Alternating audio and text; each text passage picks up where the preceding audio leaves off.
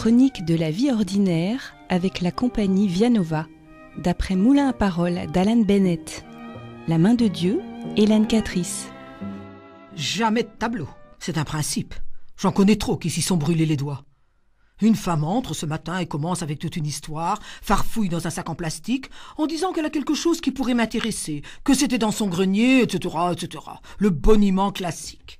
À l'en croire, n'y avait jamais prêté attention, jusqu'à ce qu'elle voie une toile du même genre à la télé. Je savais exactement ce qu'elle allait me dire, dans cette émission sur les antiquités, et ils interviewaient un expert de chez Christie's. Des camelots, j'ai dit.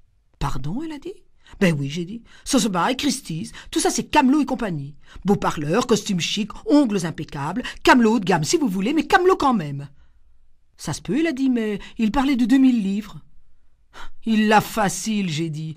On voit que c'est pas lui qui se lève à 4 heures du matin pour traverser toute l'Angleterre dans une Volvo pourrie et passer la journée entière frigorifiée sous une tente, tout ça pour ramener 2 misérables chauffe-plats et un porte-parapluie. 2000 livres. Des vaches dans un champ. École du calendrier des postes. C'est de l'authentique pâture à l'huile, elle a dit. Vous vous rendez compte du travail que ça représente? J'ai dit, Madame, si vous permettez, je vous adresse à ma collègue plus loin dans la rue, la boutique Shabadabada. C'est un salon de thé, mais ils font un peu de brocante. Et Yvonne a aussi quelques tableaux. Moi, je n'ai pas de spécialité. Anglais campagnard résumerait assez bien, en orme, en cerisier, ou n'importe quoi en bois peint. Des pendules aussi, quand j'en trouve, et des casseroles anciennes. Maintenant, tout le monde se réfugie dans sa petite spécialité annexe. Et en prime, en rajoutant des pots de confiture maison. Une femme est entrée l'autre jour et m'a demandé si je faisais la gelée de coin. Madame, j'ai dit, je ferai la gelée de coin dès que le supermarché fera les consoles Régence. Mais, forcément, à la station d'essence, ils en sont à vendre des bouquets aromatiques. Alors, faut s'étonner de rien.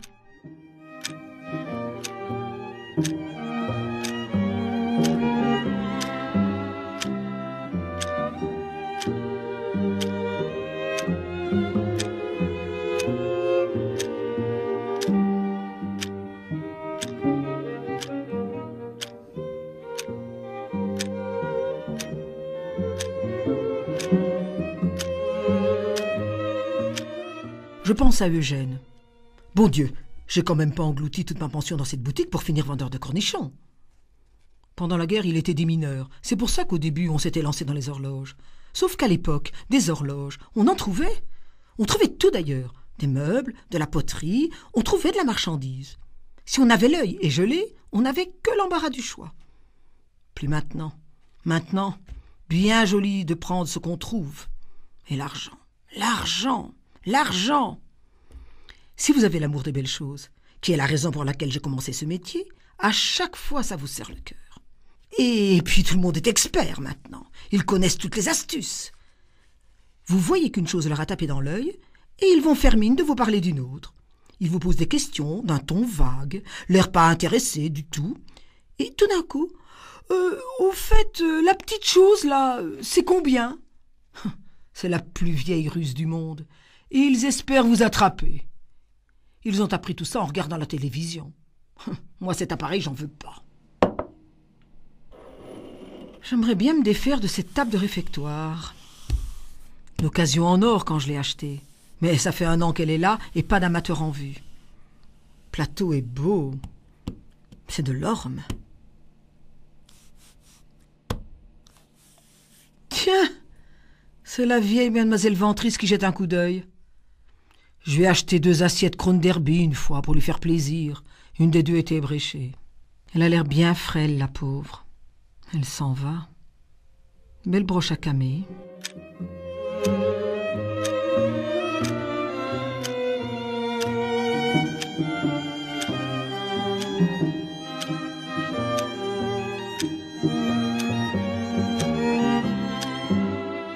Chronique de la vie ordinaire sur RCF, Hélène Catrice. Il parle comme si vous n'étiez pas là. Ce couple, tout à l'heure, qui regardait une soupière motif faisant asiatique. Et puis sans gêne avec ça. Il vous enverrait tout valser par terre. Pourtant, j'ai un panneau sceau bien en évidence. Vous l'avez regardé, puis vous l'avez tenu. Mais si vous l'avez cassé, alors je dis vendu. Ah, quelqu'un qui regarde. L'aquarium pour poissons rouges. Non, tu peux toujours te pencher, tu verras pas le prix. Tu auras gagné un torticolis et tu l'auras toujours pas vu. Parce que moi, j'ai arrangé mon étiquette de façon que si tu veux voir le prix, il te faut entrer dans le magasin. Même s'il pouvait lire l'étiquette, il ne comprendrait pas mieux parce que j'ai mon petit système à moi. S'il fallait, je la laisserais partir à 1300. 1 an que je l'ai, c'est trop. Si Eugène était là, qu'est-ce qu'il me passerait? Fais tourner ton stock, ma belle. Faut que ça circule. Avec lui, ça tournait, même si à l'arrivée, ça ne rapportait pas grand-chose. Il ferait bien dans une salle de réunion, ou dans un de ces lofts multifonctionnels comme ils font maintenant. Allez, même à 1150, j'accéderai.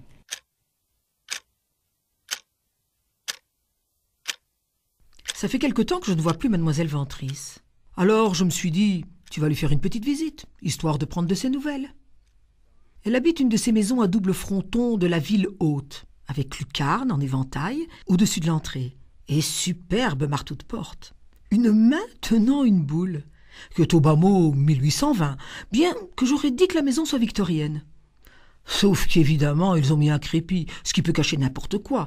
Mais une fois dedans, je m'aperçois que c'est tout 17e authentique, et apparemment intact, en parfait état.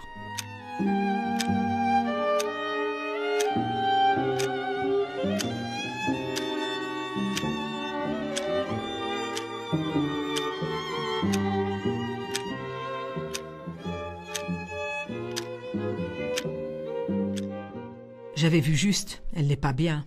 15 jours qu'elle n'a pas quitté son lit. Et c'est ma belle, la femme de ménage, qui vient m'ouvrir. Ma belle, je la connais depuis longtemps.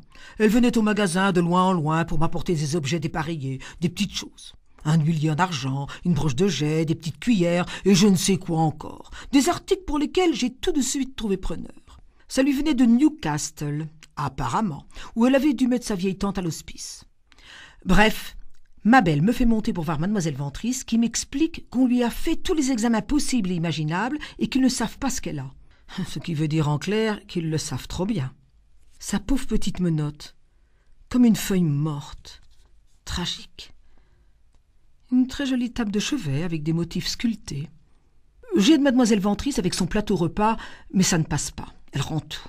La cuillère est en argent, et pendant qu'on la débarrasse, j'examine les armoiries provinciales, comté de Bristol, vers 1830. Le même genre que celle que ma belle m'avait vendue. J'aime les patines anciennes. Érable, pois de rose, noyer surtout. Chez mademoiselle Ventris, tout respire la cire et la patine. Noyer, orme, merisier, un vrai coffret à bijoux. J'y suis allée régulièrement ces temps derniers, juste pour soulager un peu ma belle, parce que la pauvre vieille est à peine consciente maintenant. La plupart du temps, elle ne sait même pas que je suis là. Je reste assise près du lit, avec le tic-tac de la pendule.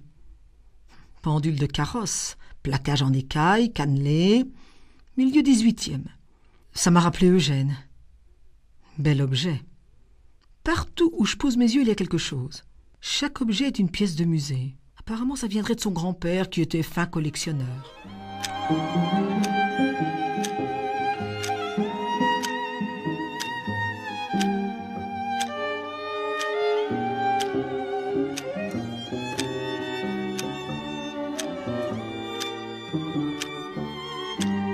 D'après Moulin à parole d'Alan Bennett, La main de Dieu, Hélène Catrice sur RCF. Elle ne voulait pas me faire visiter la maison d'abord, au motif qu'elle avait des instructions précises des notaires. C'est qui ces notaires, j'ai dit? Le cabinet Patterson, Beatty et Brown, elle a dit. Alors j'ai dit, aucun problème, maître Patterson me connaît bien. Je lui ai obtenu un très bon prix pour un petit bureau qu'il m'avait chargé de lui vendre. Elle n'était toujours pas convaincue. Ma belle, j'ai fini par dire, je comprends que vous soyez méfiante. Tellement facile de voir des petits objets disparaître chez une vieille dame grabataire, surtout l'argenterie et les bibelots. Ça lui a cloué le bec.